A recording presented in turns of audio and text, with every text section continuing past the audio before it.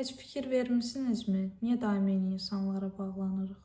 Niyə daim bir insanı ya çox sevirik, ya da ki ondan qaçmağa çalışırıq?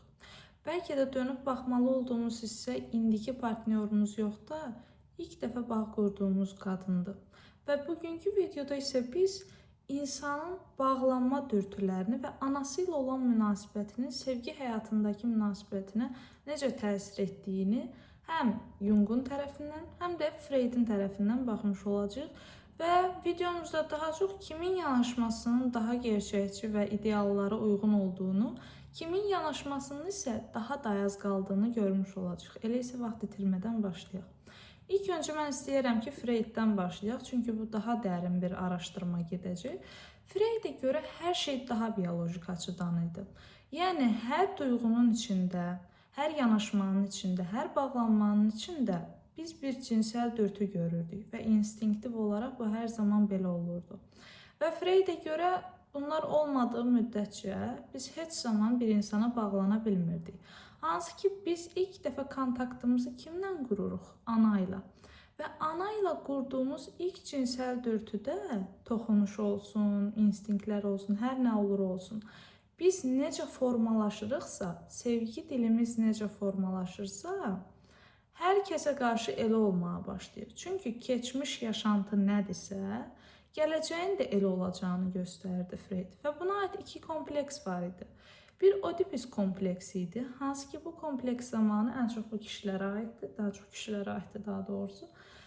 Bu kompleks zamanı kişilər analarını ilk sevgilisi kimi görürlər. Yəni ilk sevgi anlayışı hər zaman uşaqlıqda əks cinsdən olan valideynə qarşı olur. Və Oedipus kompleks zamanı kişilər analarını qadınları kimi görürlər. Yəni ilk sevgiləri, məhəbbətləri kimi görürlər. Və atalarına qarşı bir qısqanclıq işləməyə başlayır artıq arxa mexanizmdə. Və bu sağlam şəkildə getmədiyi müddətcə, şəfalanmadığı müddətcə hər zaman uğrunda savaşacaqları bir qadın və onları uzaq bir qadınla hər zaman həyatlarını davam etdirirlər. Elektra kompleksində isə biz daha çox nəyə baxırıq? Bu da qadınlar üçündür. Qadınlar ilk məhəbbətlərini ataları olaraq görməyə başlayırlar və analarını qısqanırlar burada Oedipusun əksinə. Və analarını qısqandıqları üçün ataları ilə daha mehriban olmağa, daha yaxın olmağa çalışır. Hansı ki burada ana ilə gizli rəqabət başlayır. Və qız uşaqları biraz daha anasına qarşı qısqancı olurlar, atalarını qısqanırlar. Burada da bu təsiri biz görmüş ola bilərik. Belə olduğu təqdirdə qadınlar daim özünü münasibətdə yetərsiz hiss etməyə başlayır və təsdiq axtarmağa başlayırlar. Hansı ki kişilər üçün də bu keçərlidir.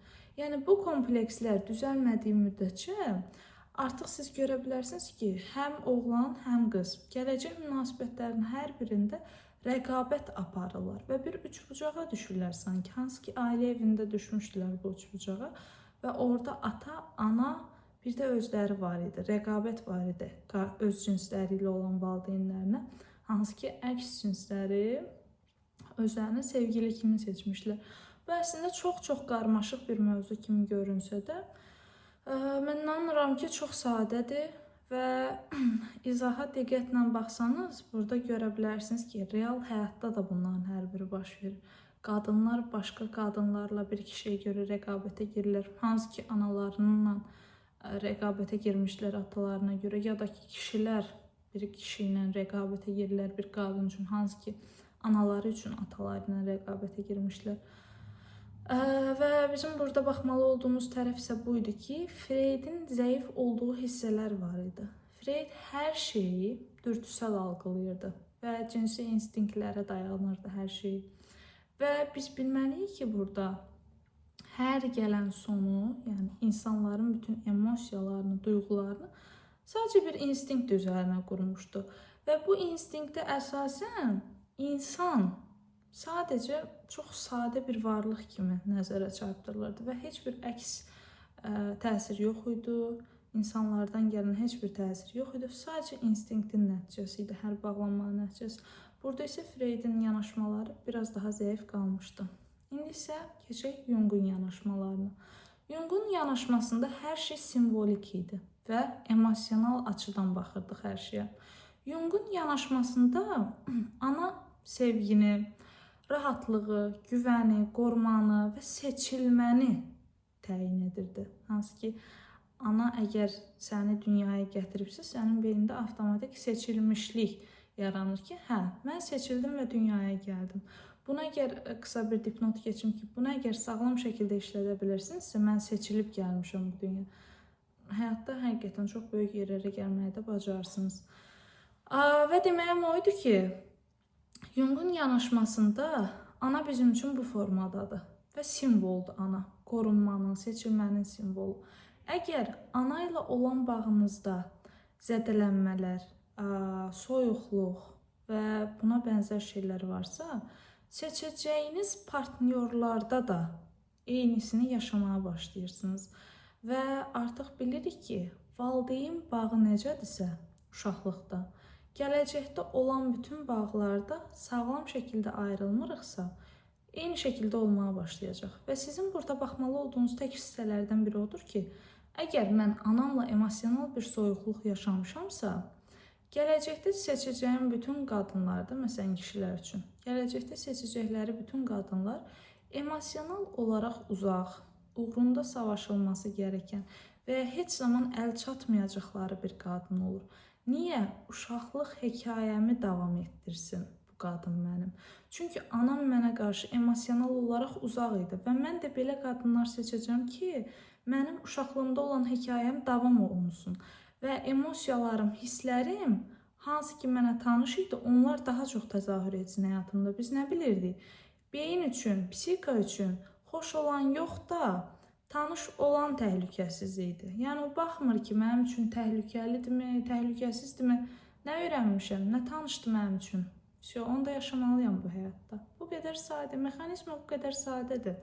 Və dediyimiz kimi, əgər kişilər üçün baxdıq, qadınlar üçünsə, anadan daim tənqid görürlərsə, daim ana onları gördükləri işlə yetərsiz etdirirlərsə, gələcək münasibətlərində də seçəcəkləri bütün kişilər və ya olacaqları bütün situasiyalarda yetərsiz eləyəcəklər, özlərini sübut etmə ehtiyacı görəcəklər. Niyə? Anama sübut etməliydim özüm uşaqlıqda. Və eynisində belə davam etdirməyə başladılar.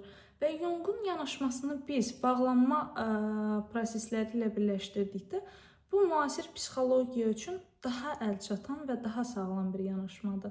Və artıq baxdığımız zamanlarda psixologiyanın terapiyalarda işlətdiyimiz zamanlarda əsasən biz Jung'un yanaşması ilə bağlanma arxetiplərini birləşdiririk. Məsələn, dediyimiz kimi, əgər emosional olaraq uzaq bir ana varsa sizə, siz daha çox qaçınqan bağlanır. Yəni, münasibətlərdə qaçaraq bağlanırsınız, qaçırsınız hər münasibətdə. Və bilməlisiniz ki, bizim yaşadığımız keçmiş bağ nədirsə, qopmadığımız müddətcə davam eləyən də o olacaq. Və yeni bir insan seçməyə əvəzinə, sevgi həyatınızı düzəltmək üçün ilk münasibətinizi şəfalandırmalısınız, hansı ki ana ilə oldu. Biz bayaqdan danışdığımız kimi. Və belə olduğu təqdirdə sağlam bir sevgi həyatı, sağlam münasibətlər sizin üçün daha əlçatan olmaya başlayacaq. Əgər videom sizin üçün faydalı oldusa, abunə olmağı və bəyənməyi unutmayın. Növbəti videolarda da ata ilə münasibətimizin, insanlarla olan münasibətimizi və dünya ilə olan münasibətimizi necə təsir etdiyi haqqında danışacağam. Hələlik gününüz xoş keçsin.